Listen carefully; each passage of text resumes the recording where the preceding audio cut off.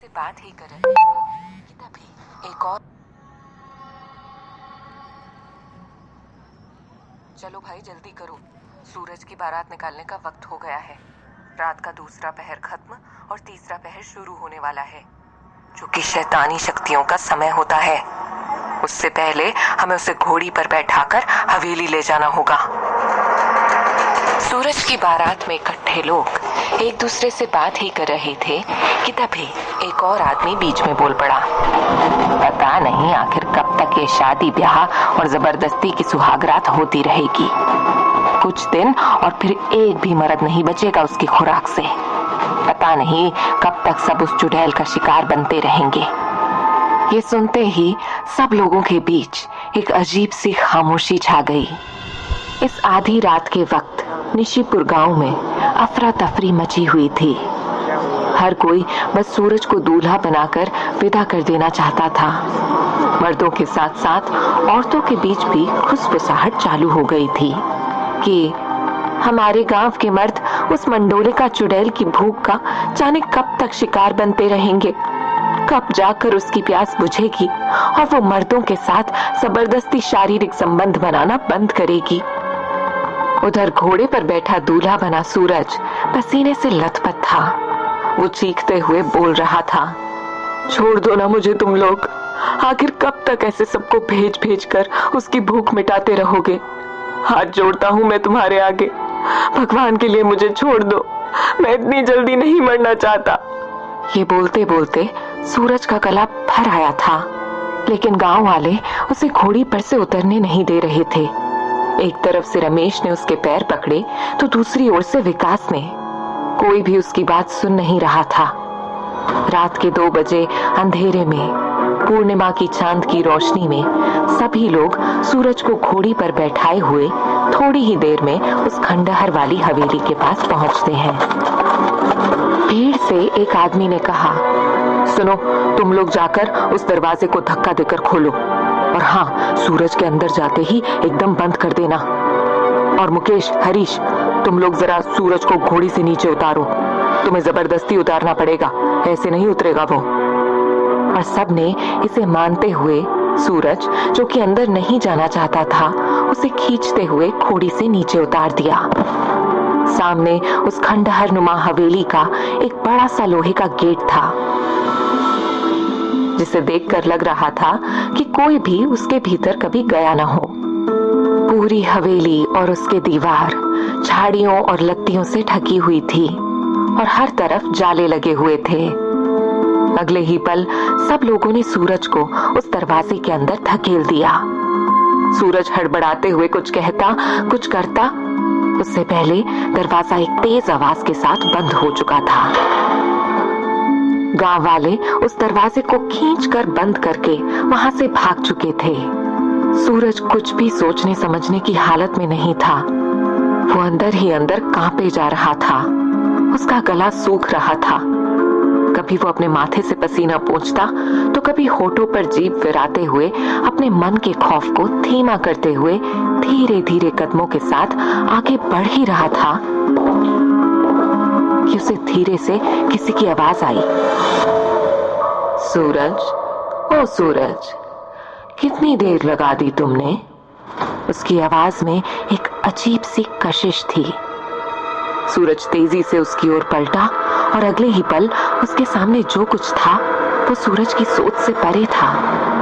और अगले ही पल सूरज गिड़गिड़ाते हुए बोला, मुझ पर रहम करो, मुझे जाने दो, मैं मरना नहीं चाहता। ये बोलते हुए सूरज न जाने कितनी बार मंडोलिका के सामने हाथ जोड़कर मिन्नतें कर चुका था, पर मंडोलिका की अजीब मुस्कान से साफ था कि आज वो सूरज को किसी कीमत पर छोड़ने नहीं वाली। और अगले ही पल सूरज ने महसूस किया कि पूरे कमरे में एक तेज खुशबू फैल गई है। मंडोलिका कोई आम सा दिखने वाला चेहरा नहीं, बल्कि एक बेहद हसीन सा दिखने वाला जादू था। उसकी पतली कमर और खुले रेशमी बालों के बीच उसके शरीर का जितना भी हिस्सा खुला हुआ था, उसके आकर्षक शरीर की बनावट को दिखाने के लिए काफी था। उसके उभार पर कसे कपड़े पर लगा एक खास रत्न उसकी सुंदरता और चमक को बढ़ा रहे थे। उसकी गहरी काजल वाली आंखों में एक अजीब सी शारीरिक संबंध बनाने की लालसा पसरी हुई थी। और तभी वो सूरज के करीब आते हुए बोली, आखिर कब तक दूर से निहारोगे सूरज, करीब आओ। इतना सुनते ही सूरज ने तेजी से अपने कदम थोड़े पीछे कर लिए, पर यह बात मंडोलिका को सहन नहीं हुई और उसने चीखते हुए कहा, क्यों तुम मर्दों को प्यार और सम्मान रास नहीं आता? और ये कहते ही मंडोलिका ने सूरज को अपनी ओर खींच लिया और अपने होठों को उसके होठों से मिला दिया। होठों के मिलते ही सूरज पर उसका खौफ बढ़ चुका था। वो इस मंजर को देखना भी नहीं चाहता था, इसलिए उसने अपनी आंखें बंद कर ली। पर मंडोलिका बिना इस बात पर गौर किए कि सूरज बेमन से इस लम्हे में उसके साथ था, वो खुद ही हर पल को अंजाम दिए जा रही थी। और दूसरी ओर सूरज के लिए हर बढ़ता हुआ लम्हा खौफ पैदा कर रहा था। मंडोलिका के सीने से लिपटते ही सूरज का पूरा बदन सिहर गया। इसे देखते ही मंडोलिका जोर जोर से हंसने लगी और अगले ही पल उसने अपने बदन पर पहने सारे कपड़ों को उतार सूरज को अपनी बाहों में भर लिया। सूरज कुछ भी समझने की हालत में नहीं था, लेकिन जिस तरीके से मंडोलिका उसके बदन के साथ खेल रही थी, सूरज का मन न चाहते हुए भी खुद पर काबू नहीं कर पा रहा था। पूर्णिमा की रात थी और चमकते चांद की रोशनी में मंडोलिका का हुस्न हर ओर जादू बिखेर रहा था। उसका अंग अंग दमक रहा था और उसके इसी हुस्न के आगे सूरज अब हार रहा था और धीरे धीरे खुद को मंडोलिका के आगे सौंपने को मजबूर हो चुका था। वो न चाहते हुए भी मंडोलिका में डूब रहा था। मंडोलिका सूरज के पूरे बदन को चूमे जा रही थी और सूरज भी उसके होठों के जादू में खोने लगा था। पर रात के इस तीसरे पहर बीतते बीतते मंडोलिका और सूरज जैसे ही एक दूसरे में खोए, मंडोलिका अचानक ही जोर जोर से चीखने लगी और मंडोलिका के पूरे शरीर में तेज जलन होने लगी। वो कुछ समझ पाती इससे पहले ही उसका खूबसूरत गोरा बदन देखते ही देखते राख सा काला पड़ने लगा। अपने शरीर में बढ़ती जलन को महसूस करते ही मंडोलिका ने अगले ही पल सूरज को अपने ऊपर से धकेल दिया और चिल्लाते हुए पूछने लगी, कौन हो तुम? तुम कोई आम मर्द नहीं हो सकते। आखिर कौन हो तुम?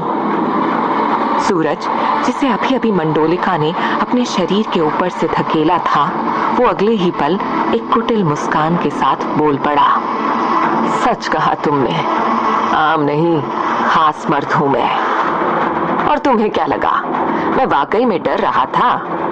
नहीं, बल्कि मैं तो गांव वालों के सामने भी डरने का नाटक कर रहा था। तुम्हें तो शारीरिक संबंध बनाना है ना, तो आओ आओ मेरे पास। ये कहते ही सूरज ने मंडोलिका को अपनी बाहों में जकड़ लिया और दूसरी ओर मंडोलिका देखते ही देखते एक डरावनी चुड़ैल में बदलने लगती है। सोने सा दमकता हुआ उसका रूप और सुंदर चेहरा राख की तरह बदरंग होने लगा था और इस बीच मंडोलिका बार बार चिल्लाई जा रही थी, मुझे छोड़ दो मुझे। और धीरे धीरे उसकी चीखें अब शांत होने लगी थी। गांव में जहां एक ओर मंडोलिका पर कहर की रात बीत रही थी, वहीं दूसरी ओर कुछ और लोग भी थे जो कुछ अलग करने के इरादे से गांव में घुसे थे। भाई सुन, ये काम आज रात ही करके निकलते हैं, ज्यादा दिन लगाना ठीक नहीं रहेगा। गांव में घुसते ही देखा ना कैसी बारात निकल रही थी। सचिन ने अपनी भौहों को थोड़ा सिकोड़ते हुए कहा, हाँ कह तो तू ठीक रहा है, पर जरा गांव की एंट्री एग्जिट तो देख ले, सीधे सीधे मंदिर में ही थोड़ी ना घुस जाएंगे। और रही बारात की बात, तो क्या करना है उस अजीब सी बारात से? रोहित ने सचिन को जवाब देते हुए कहा। रोहित और सचिन दोनों बात करते हुए गांव के बीचों बीच से गुजर ही रहे थे कि किसी ने उन्हें आवाज दी, अरे भाई सुनो, कौन हो तुम लोग?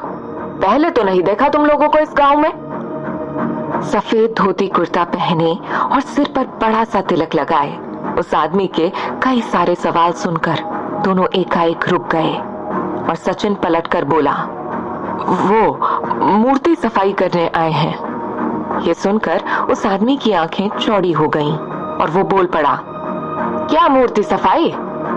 इस पर रोहित ने तुरंत दोनों को बीच में ही रोकते हुए कहा, अरे हम वो पुरातत्व विभाग से आए हैं और प्राचीन महत्व की मूर्तियों के रखरखाव और उन पर रिसर्च की जिम्मेदारी हमारे डिपार्टमेंट की है और हम वही करने आए हैं। ये सचिन मेरे साथ ही काम करता है, थोड़ा मस्खरा है, बिना सोचे समझे कुछ भी बोल जाता है। ये सुनकर उस आदमी ने मुस्कुराते हुए जवाब दिया, ओह अच्छा अच्छा, शहर से आए हैं आप लोग, बहुत अच्छी बात है। मैं इसी गांव में रहता हूँ और मंदिर का पुरोहित भी हूँ। अच्छा लगा आप लोगों से मिलकर। वैसे इतनी देर रात आप लोग यहाँ क्या कर रहे हैं?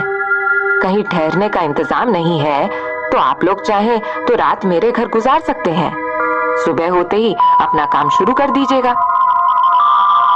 रोहित और सचिन झिझकते हुए पुरोहित की बात मानकर उनके पीछे पीछे घर की ओर चल दिए। कुछ ही देर बाद वो लोग पुरोहित जी के घर पहुंच गए। वहां रोहित ने थोड़ा सोचते हुए पुरोहित से पूछा, अच्छा पुरोहित जी, एक बात बताइए, बाकी सब तो ठीक है पर रात के 2 बजे हमें गांव के बाहर एक बारात दिखी जो बहुत ही अजीब थी। ऐसा लग रहा था कि बारात नहीं हो बल्कि मातम हो। इसे सुनते ही पुरोहित जी के चेहरे पर एक खामोशी उतर आई और उन्होंने धीरे से कहा, तुम शहरी हो, तुम्हारा यकीन करना मुश्किल होगा।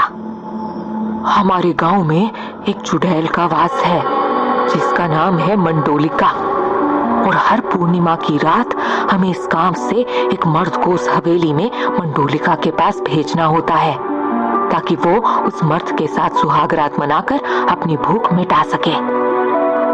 ये बोलते हुए पुरोहित जी के चेहरे पर जहां गुस्सा उतर आया था वहीं ये सुनकर रोहित को हंसी आ गई और वो बोल पड़ा, कौन सी सदी की बात कर रहे हैं आप पुरोहित जी? ये क्या मंडोलिका भूत चुड़ैल की बातें कर रहे हैं आप? मैं नहीं मानता इन सब बातों को। रोहित उठकर वहां से जाने ही वाला था कि पुरोहित जी बोल पड़े, हंसो मत रोहित, कल सुबह अपनी आंखों से देख लेना, सूरज जिसकी बारात निकली थी ना, कल उसकी लाश उस हवेली के बाहर आएगी। रोहित जो सो जाने के लिए उठा ही था वो अचानक रुक गया और बोल पड़ा, क्या है मंडोलिका की कहानी? इस पर परेशान होते हुए पुरोहित जी ने रोहित को अपने पास बिठाते हुए कहा, सालों पहले की बात है रोहित, मंडोलिका के कहर से गांव के मर्दों को आजाद करने के लिए एक तांत्रिक ने हमारी मदद की थी। उन्होंने ही उस चुड़ैल को हवेली के अंदर अपनी तंत्र विद्या से बांधा था ताकि वो गांव में ना घूम सके। लेकिन क्या पुरोहित जी? रोहित ने उत्सुकता से पूछा। इस पर उन्होंने एक लंबी सांस लेते हुए कहा, वो सदा के लिए उसे नहीं बांध पाए। वो हर पूर्णिमा की रात के तीसरे पहर में बाहर आकर एक साथ कई मर्दों का शिकार कर सकती है और हमने इसे रोकने के लिए आपस में ही तय कर लिया कि हम हर महीने पूर्णिमा की रात के दूसरे पहर के खत्म होने से पहले और तीसरे पहर के शुरू होने से पहले गांव से या कहीं से भी एक मर्द भेजकर मंडोलिका की भूख को शांत कर देंगे, जिससे उसे हवेली में ही रोक कर रखा जा सके ताकि अगली पूर्णिमा तक शांति बनी रहे। ये सुनते ही रोहित चुप हो गया और बिना कोई सवाल पूछे वहां से चला गया। कुछ ही घंटे बचे थे सुबह होने में और रोहित नींद की आगोश में था, पर वो आज भी नींद में बार बार चौंक रहा था। नींद में कभी उसका गला तो कभी उसके होंठ सूख रहे थे। उसकी आंख जरूर सोई थी पर दिमाग में एक साथ वही सपने चल रहे थे जो वो कई सालों से देखता आ रहा था। सपने में उसे किसी गांव का मंदिर, हवेली, तालाब और न जाने क्या क्या लगातार दिखाई देते थे। उसे बार बार ऐसा महसूस होता है मानो वो सदियों से इनसे जुड़ा हुआ हो और ये सारी जगहें उसे पुकार रही हों कि अचानक रोहित की आंख झटके से खुल गई। वो पसीने से तरबतर था। रोहित बेचैन होता हुआ मन ही मन बोल पड़ा, आखिर कहना क्या चाहते हैं ये सपने मुझसे? क्यों इतने सालों से हर रात मुझे यही सपने आते हैं? हर बार वही जगहें, थक गया हूं मैं इन सब से। खुद से बोलकर रोहित की नजर उगते सूरज पर पड़ी तो वह उठ बैठा। तभी रोहित को गांव वालों की जोर जोर से चिल्लाने की आवाज सुनाई दी। उसने बाहर आकर देखा तो भीड़ इकट्ठी थी और उनमें से एक आदमी कह रहा था, जल्दी चलो, सुबह हो गई। नदी पार नहीं जाना है क्या तुम लोगों को? सब तेजी से अपने अपने घरों से निकलकर चौराहे पर जमा हो गए और तेजी से हवेली के पीछे बहती नदी के उस पार जाने लगे। सब नदी किनारे पहुंचे ही थे कि सामने का नजारा देखकर सबकी आंखें फटी की फटी रह गईं, क्योंकि वहां कोई था ही नहीं। उन्होंने इधर उधर नजर घुमाई तो देखा कि पेड़ के नीचे कोई बैठा हुआ है। अरे ये तो जिंदा है। ये क्या दिख रहे हैं हम? ये जिंदा कैसे हो सकता है? पेड़ के नीचे और कोई नहीं बल्कि सूरज था, जिसे देखते ही कुछ लोग डरे पर अगले ही पल हिम्मत करके आगे बढ़े। तभी गांव के एक आदमी ने तेजी से सूरज की ओर बढ़ते हुए कहा, ये तो चमत्कार हो गया भाई लोग, हमारा सूरज जिंदा है। ये मंडोलिका के कहर से जिंदा बच गया। कुछ ही देर में गांव में ये बात आग की तरह फैल गई थी कि सूरज जिंदा है। मंडोलिका के साथ पूरी रात गुजार कर भी वो जिंदा है। और ये बातें सुनकर रोहित और सचिन भी तेजी से नदी के पास इसे देखने पहुंच जाते हैं, जहां गांव के लोग जमा हुए थे। सब सूरज को घेर कर बातें कर रहे थे कि तभी उनमें से एक आदमी बोल पड़ा, काका, सूरज की सांसें तो चल रही हैं, पर आप लोगों ने देखा ये कुछ बोल नहीं रहा।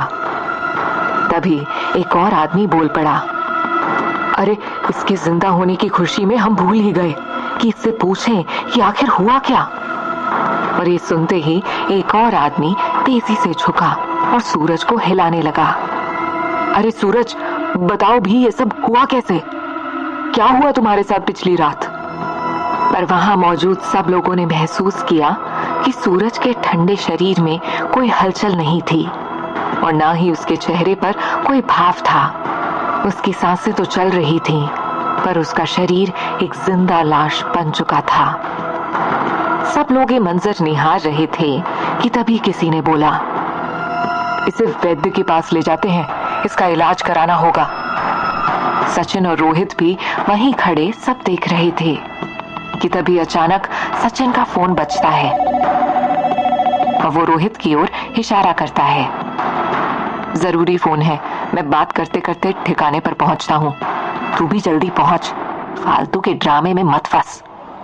धीरे धीरे वहां भीड़ कम होती गई और आखिर में रोहित भी वहां से निकलने लगा कि पलटते ही उसकी नजर हवेली पर पड़ी। वह हवेली देखकर चौंक गया और बोल पड़ा, ये तो वही हवेली है जो हर बार मेरे सपने में आती है।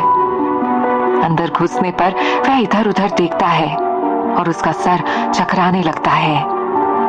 अपने आप को संभालते हुए जैसे ही बाहर निकलता है, कुछ कदम पर उसे मंदिर दिखता है, जिसे देख के वह समझ नहीं पाता कि उसका क्या रिश्ता है इस गांव से। सोचता हुआ रोहित पुरोहित के घर आता है तो सचिन उसे बताता है कि उसे एक जरूरी काम से अभी जाना होगा और काम खत्म होते ही वो वापस आ जाएगा। इन सब चीजों में शाम भी हो गई और अंधेरा होते ही रोहित अपने काम के लिए पुरोहित के घर से निकल गया। उसे मंदिर के आसपास के इलाके को देखना था ताकि वो अपना काम आसानी से कर सके। वो थोड़ी दूर ही चला था कि उसने देखा सड़क पर राख बिखरी हुई है। राख को देखकर रोहित को कुछ अजीब सा महसूस हुआ और वो उस बिखरी हुई राख को फॉलो करता हुआ आगे बढ़ता गया। तभी उसे किसी की आवाज आई। रोहित ने पीछे पलटकर देखा, सामने एक सांवली सलोनी सुंदर सी लड़की खड़ी थी। वो लड़की बोली, क्या हुआ रोहित, कहाँ जा रहे हो? ये सुनकर रोहित एकदम ठहर गया। रोहित ने आश्चर्यचकित होते हुए पूछा, तुमने अभी मुझे मेरे नाम से पुकारा, कैसे जानती हो तुम मुझे, और तुम कौन हो? लड़की मुस्कुराते हुए जवाब देती है, मेरा नाम नित्या है, इसी गांव की हूं मैं। और रही बात तुम्हारी, तो इस गांव में हर कोई एक दूसरे को जानता है। कौन आता है, कौन जाता है, सबको सब पता होता है। रोहित नित्या के होठों से निकले एक एक शब्द को ध्यान से सुन रहा था और साथ ही मुस्कुरा भी रहा था, क्योंकि नित्या के व्यक्तित्व में कुछ था जो रोहित महसूस कर बार बार सुनना और देखना चाह रहा था। नित्या से कुछ और पूछने को था नहीं, इसलिए रोहित ने बातों को मोड़ते हुए कहा, वैसे तुम्हारे गांव में सब पागल ही हैं क्या? आखिर चल क्या रहा है यहाँ? मंडोलिका को तो सब जानते हैं, मगर कोई असली कारण नहीं जानता उसके यहाँ होने का। कब कैसे वह यहाँ आई, ये जवाब किसी के पास नहीं है। क्या है इस मंडोलिका की असली कहानी? ये सुनते ही नित्या उसके थोड़ा करीब आ जाती है और बोल पड़ती है, मुझे पता है मंडोलिका की सच्चाई, सुनना चाहोगे? और ये बोलकर वो आगे बढ़ जाती है। रोहित, जिसे अब सच में जानना था कि आखिर क्या है मंडोलिका की कहानी, रोहित धीरे धीरे नित्या के पीछे चलने लगता है कि तभी रोहित की नजर शमशान घाट पर पड़ती है। वहां किसी की चिता धू धू कर चल रही थी। रोहित जैसे ही थोड़ा आगे बढ़ता है, उसे उस चिता पर किसी की आकृति नजर आती है। उसे देखते ही रोहित की आंखें फटी की फटी रह जाती हैं, क्योंकि चिता पर बैठी हुई वो लड़की जैसी प्रतीत हुई। हैरानी की बात ये थी कि वो लड़की भयंकर आग के बीच भी ना चीख रही थी, ना चिल्ला रही थी। ये देख रोहित घबराया हुआ जलती चिता पर बैठी लड़की को बचाने जैसे ही दौड़ता है, अचानक वो लड़की और जलती हुई चिता दोनों गायब हो चुके होते हैं। हैरान रोहित जैसे ही पलट के नित्या को देखता है, नित्या भी वहां से गायब हो चुकी होती है। आखिर क्या था जलती चिता और उस पर बैठी लड़की का राज, और कहां गायब हो गई नित्या? क्या है मंडोलिका की कहानी? जानने के लिए सुनिए कहानी।